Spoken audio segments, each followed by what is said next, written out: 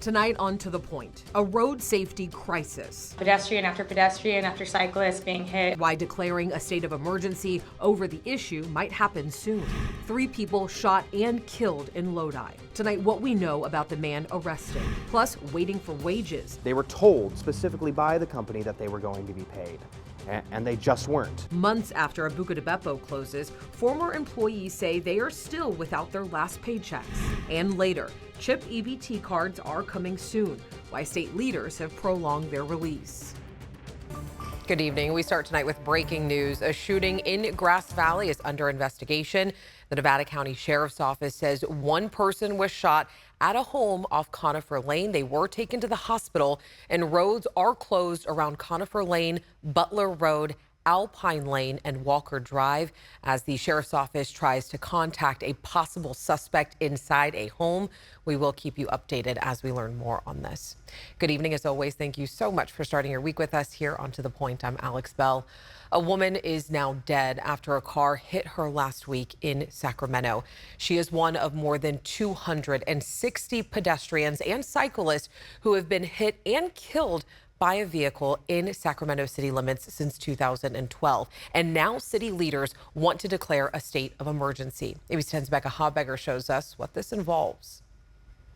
This was the scene Thursday night on Sutterville Road near Sacramento City College. A car hit a woman who died from her injuries on Sunday. I'm devastated hearing about another loss, and I would say that this is a public health issue, an emergency. On Monday, Sacramento Vice Mayor Katie Maple and Mayor Darrell Steinberg held a news conference announcing their proposal to declare a state of emergency to address pedestrian injuries and fatalities in traffic crashes. There's a disproportionate impact on our lower income communities of Sacramento. Since 2012, they say more than 260 people, either walking or riding a bike, have been killed. This heat map from UC Berkeley's Transportation Injury Mapping System shows the areas with more frequent fatal crashes over the past dozen years. They include Stockton Boulevard, Rio Linda Boulevard, Mack Road, and Del Paso Boulevard. How do we get the resources to be able to invest more in safe streets? The city's Vision Zero Action Plan, adopted in 2018, aims to get to 0 deadly crashes and serious traffic-related injuries on Sacramento city streets by 2027. It involves safety projects, including crosswalk improvements, reducing school speed zones to 15 miles per hour, and more. Many projects have been done, according to the city's most recent Vision Zero update last summer, but there's more work left, made more difficult with budget constraints and rising costs. Vision Zero is almost entirely funded by grant funding. The cost of these projects has gone up astronomically since COVID. That's not just in Sacramento, that's all over the state, that's all over the U.S. We're seeing these increases, so we're trying to respond as government. They hope to see a county ballot measure in a future election to increase sales tax to pay for traffic safety improvements.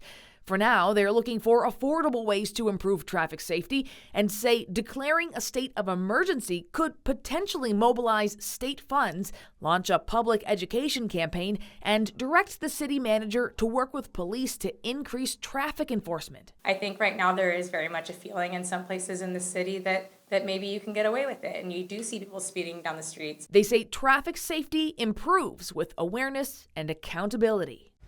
And Becca Habegger joining us right now. And this emergency declaration, it still needs some work, still has some channels to go through, right? That's right. City leaders submitted the proposal just today, but they say it has to go before a committee and get reviewed by the city attorney and the city manager, among other leaders, before it even comes to the council for a vote. And hey, they also want to hear from the public on this, particularly when the proposal goes before the committee.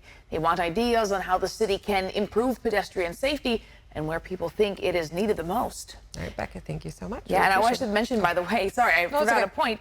Steinberg and Maple do point out that 2 other cities in California have declared similar states of emergency regarding traffic safety.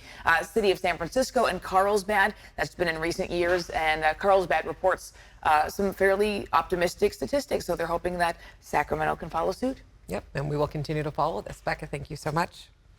And new details tonight about a triple homicide in Lodi. The San Joaquin County Sheriff's Office just told people about the murders today. They happened back in June. The suspect, 25-year-old Stephen Guerrero Jr., from Stockton faces 3 counts of murder, accused of shooting and killing a mother, father, and son on East Metler Road back in June. Deputies discovered them after a welfare check requested by family members who hadn't heard from them in several days. The sheriff's office says investigators believe this was not random, as they say Guerrero knew the family. We asked the sheriff's office why they decided to alert the public 3 months after the murders. Since there was no ongoing threat to the public, it was all about making sure that this person paid for what he did to this family. And so the integrity of the investigation became the utmost importance. The suspect has also been charged with burglary, but they couldn't elaborate on the charges or the suspect's criminal history. He is set to appear in court for arraignment tomorrow. Tonight, 2 students in San Joaquin County are facing charges after making threatening posts on social media. In Manteca, detectives arrested a 13-year-old girl for threatening students at Sequoia Elementary School and mentioning a shooting at Manteca High School. In Stockton, a 16-year-old from Lincoln Unified was arrested after making school shooting threats on social media. And this comes as 3 students were arrested for bringing weapons to Sacramento County schools. A middle schooler was arrested after bringing a gun to Will C. Wood Middle School on Friday. The principal says the student had a handgun in their backpack. They were taken out of class and taken into police custody. And then 2 El Camino High School students are accused of bringing weapons to school. Investigators say a 14-year-old is now in juvenile hall after allegedly showing students a gun in his waistband. It was an airsoft pistol. And then another student had 2 pocket knives. He was cited and released to his parents.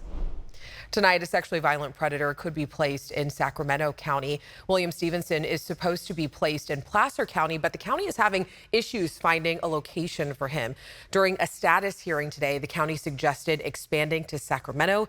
Stevenson and his counsel also asked the court to expand the search and says that Stevenson has family in Sacramento. The Sacramento County District Attorney's Office objected to expanding the search. The next hearing on the issue is on December 16th.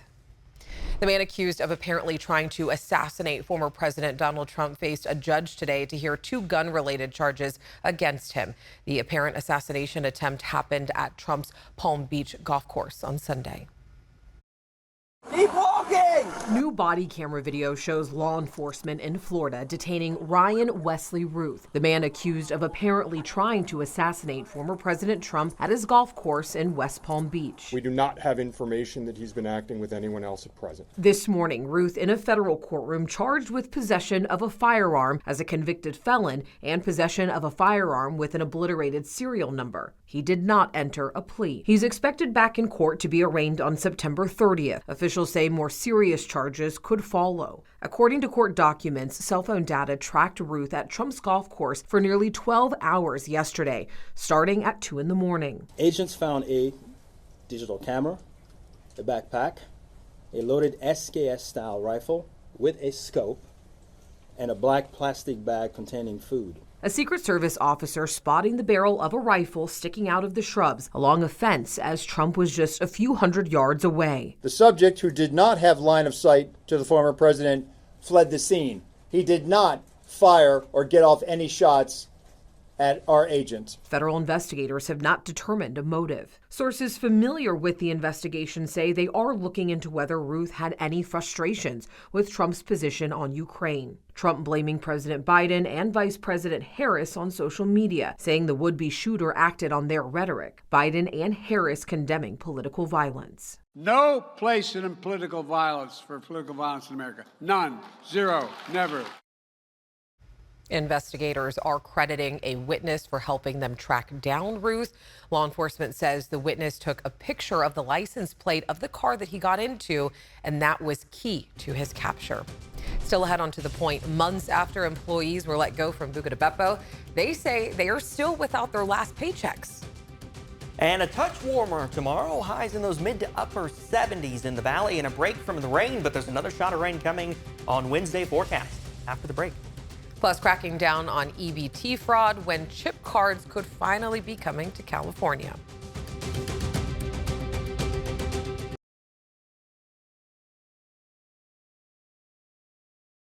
Meteorologist Brendan Minchev bringing us our forecast today. A lot cooler than what we've been seeing, and even some rain this morning, some sprinkles. Some sprinkles, yes. Right? Yeah, nothing really that was measurable fell this morning in the valley, but certainly it was much cooler out there.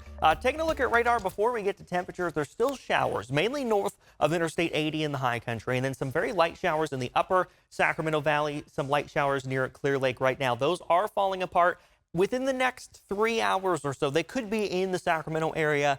I don't expect there to be much, though. If anything, just a few drops. Again, very similar to what we saw this morning. Temperature-wise, though, upper 60s, low 70s now across the valley, 50s and 60s in the low to mid elevations, 40s and 50s up in the high country. It has been a much, much cooler day, a very, very fall-like day.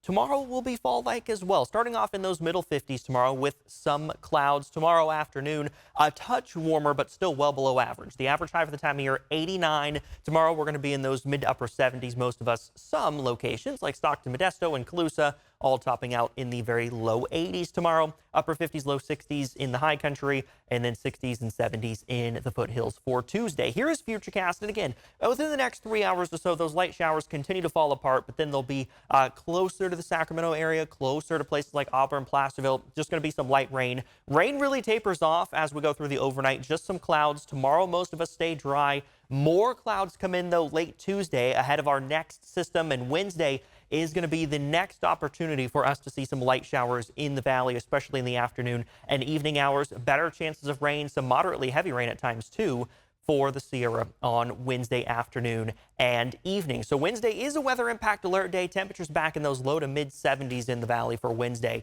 But then we're warming up. That system moves out Thursday, Friday in the 80s, Saturday upper 80s, low 90s, and Sunday's the first day of fall. We're back in those 90s. Go figure, Alex. All right, Brendan, thank you. Next, on to the point. Months after Buca de Beppo closes, former employees say that they are still without their last paychecks. Plus, new details about some of the last moments on board the Titan submersible headed to the Titanic.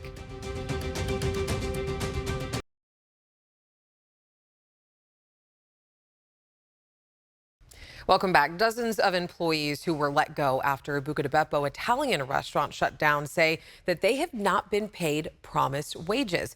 The restaurant closed its doors after 25 years in late July, and employees say they have nowhere to turn to for answers. ABC 10 Roxanne Elias has the story tonight. Basically 12 hours to 14 hours notice. They let us know, and they shut down the store completely. On the night of July 28th, about 50 employees who worked at Buca de Beppo Italian restaurant in Sacramento were told it would be shutting down for good. We were there the following day as several pieces of furniture and equipment were placed outside. Aaron Torrance, the former executive chef, says employees were given this letter. They were making the decision to close the Sacramento location, that they would continue to pay employees for the next 60 days based on a median set of hours from the last 90 days they worked. They were told that they would receive it on their normal paydays every 2 weeks. And that process never happened. That promise is highlighted here in the letter. It's part of the WARN Act, which protects employees, their families, and communities by requiring employers to give a 60-day notice before a plant closing or mass layoff. But Torrance says it's been almost 2 months since the closure, and his employees have yet to see a dime. We have been trying to find out as much information as we can. In the letters that we received, it told us to contact HR if there was any issue. Not one of the individuals received a call back from HR. We've been reaching out to our divisional vice president, Jennifer Estep. Didn't get any information from her either concerning this. Torrance says he is one of the lucky ones who has been able to find employment, but he says others are waiting in limbo as they try to find another job. It's just a mixture of confusion and sadness. It's just they don't know what to do next or how to approach the situation. They're lost. These are hourly employees working within a restaurant who worked very hard every day to make something happen. In Sacramento, Roxanne Elias, ABC 10. And we reached out to Buca de Beppo for a comment, but we haven't heard back yet. Meanwhile, employees are encouraged to file a claim with the California Department of Industrial Relations for the wages that they are owed. All right, let's get into your price points tonight. Californians will now get cash and food assistance on more secure cards early next year. This is 6 months later than promised by the state. New electronic benefits transfer cards with embedded microchips were originally supposed to go out to families this summer, but the State Department of Social Services say they've been delayed due to, quote, complex technological changes required. Families are expected to be able to start using them starting in January. And as we've reported right here on To The Point, California reimbursed millions of dollars over the past few years due to EBT theft. Adding a chip to a card is one of the state's solutions to the problem, but we spoke to investigators earlier this year who say that there is already problems with that technology. You can hear from them in our EBT theft investigation, streaming right now on ABC 10 Plus. The app is free on Roku, Amazon Fire TV, and Apple TV. Some good news for borrowers. The Federal Reserve is expected to cut interest rates this week. The move could dial back the central bank's benchmark rate from a 23-year high. Slowing inflation and increasing unemployment rate have shifted the Fed's focus away from controlling inflation towards ensuring a healthy job market. In a speech last month, Reserve Chair Jerome Powell said he believes this will help us get back to that 2% goal. With an appropriate dialing back of policy restraint, there is good reason to think that the economy will get back to 2% inflation while maintaining a strong labor market. In theory, lower interest rates help stimulate economic activity and boost employment, while higher interest rates slow economic performance and ease inflation. The Federal Reserve will discuss the rate cut at their meeting on Wednesday, and the size of the interest rate cut is still uncertain. All good here. Those are the last words heard from the crew of the Titan submersible that imploded last summer.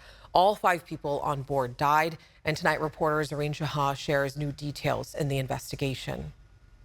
Revealing testimony today into what happened leading up to the deadly Titan submersible implosion. The experimental watercraft carried 5 passengers deep into the ocean in June of 2023 to see the wreckage of the Titanic. Days later, the imploded watercraft was found in pieces near the very ship it intended to see. New photos shared today, the passengers, including a legendary Titanic researcher and 3 wealthy tourists, did not make it. We are charged to also detect misconduct or negligence by credentialed mariners, and if there's any detection of a criminal act, we would make a recommendation to the Department of Justice. The U.S. Coast Guard sharing today what the Titan crew was communicating via text messages with people on board a ship at the surface. One of the Titan's final responses was, "All good here."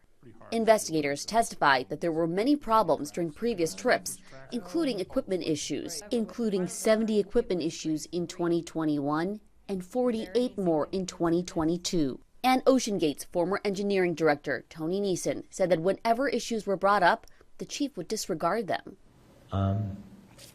We hadn't really gone deep enough, long enough, and we were flexing 37% more. So it was the first warning. And when was this report drafted?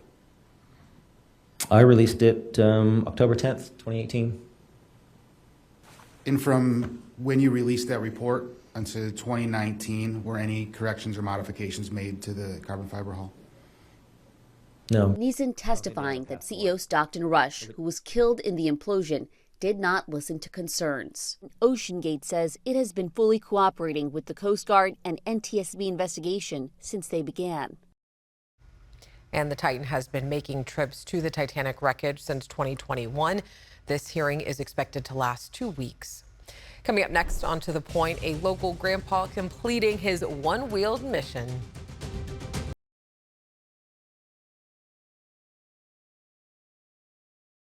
A grandpa took off on his one-wheeled mission along the American River Bike Trail today, and we told you about Doug Lee back in July. The 60-year-old was determined to ride his age and miles on a unicycle. He turned it into a fundraiser to help his grandson, Maddox, who was diagnosed with type 1 diabetes as a baby. The money will go towards Breakthrough T1D, a nonprofit specializing in type 1 diabetes research. If you would like to donate to Lee's fundraiser, we do have a link on our website, abc10.com. And that is our show. Thank you so much for spending part of your day with us. If you have something that we should be looking into, reach out to me and the team.